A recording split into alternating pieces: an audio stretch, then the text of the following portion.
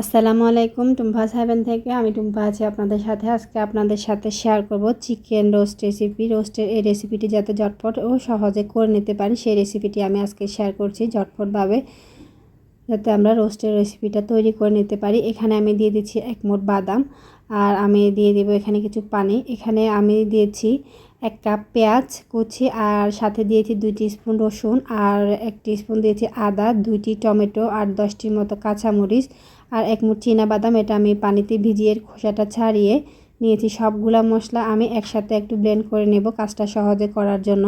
এতে করে কাজটা করা অনেকটা সহজ হয়ে যাবে। এই মশলাটা তৈরি করে নিলে কাজ অর্ধেকটাই কমে যাবে। তো আমি এখানে দিয়ে দিলাম 3টি তেজপাতা, মুখ ফাটিয়ে আমি দিয়ে দিচ্ছি 3টি এলাচ, আর সাথে দিয়ে দিচ্ছি 2 টুকরা দারচিনি।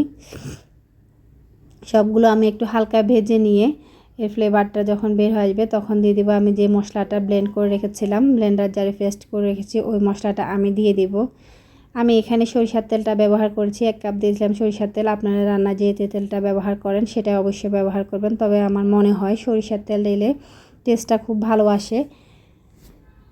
কেউ যদি পছন্দ না করেন সেক্ষেত্রে স্কিপ করবেন। এখানে আমি দিয়ে দিচ্ছি 1 টিস্পুন জিরা ধনিয়ার গুঁড়া, সাথে দিয়ে দিচ্ছি আমি 1 টিস্পুন গরম মশলা গুঁড়া, আর দিয়ে দিচ্ছি আমি একটু রেডিমেড মাংসের মশলার প্যাকেট। এটা ছোট 15-20 টাকা দাম বিক্রি করে আধুনিক যে মশলাটা ওইটা, এটা 2 টিস্পুনের মতো হবে। সাথে দিয়ে দিচ্ছি আমি 2 টিস্পুন লবণ।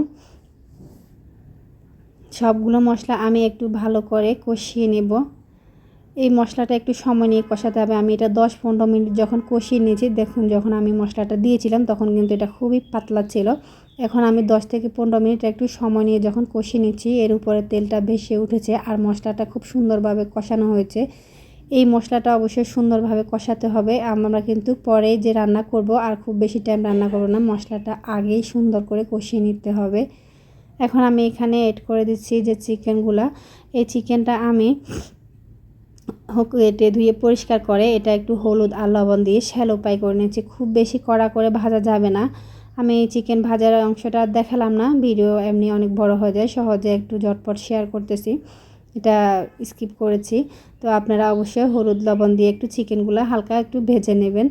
আমি এখানে কিছু হাড়গুড় ছিল সেগুলো দিয়ে দিলাম। আমি তো যেহেতু এটা বাসায় খাবো তো সেক্ষেত্রে আমি এটা দিয়ে দিচ্ছি। আপনারা চাইলে এটা স্কিপ করতে পারেন, আর যদি মেহমানদের জন্য রান্না করেন অবশ্যই স্কিপ করবেন। আর যদি মেহমান তো হয় যে হাড়গুড় খেতে পছন্দ করে তাহলে তো স্কিপ করার দরকার নাই।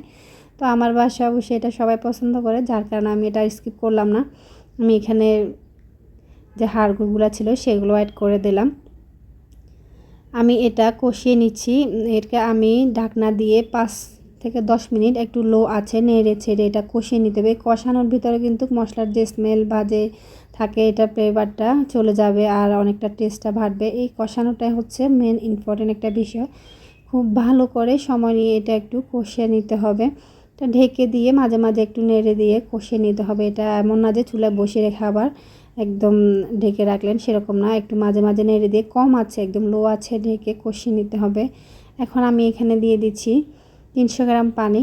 আমি এখানে কিন্তু খুব বেশি ঝোল রাখবো না, এটা খুব বেশি ঝোল ঝোল হবে না, রোস্টের গায়ে মাখা মাখা একটা ঝোল হবে। এখানে দিয়ে দিলাম কিছু কাঁচামরিচ, এটা শুধুমাত্র ফ্লেভারের জন্য, এটা কোনো ঝাল বের হবে না, আমি এটা কাটিও নাই। এটা রোস্টের ভিতরে পর্যায়ে মরিচটা দিলে ফ্লেভারটা খুব সুন্দর আসে। রেসিপিটি যদি ভালো লাগে লাইক কমেন্ট শেয়ার করবেন, সাবস্ক্রাইব করে চ্যানেলের পাশে থাকবেন। আর যদি ফেসবুক পেজ থেকে দেখে থাকেন অবশ্যই ভিডিওটি ফলো দিয়ে রাখবেন, পেজটাকে ফলো দিয়ে রাখবেন, ভিডিওটি শেয়ার করবেন।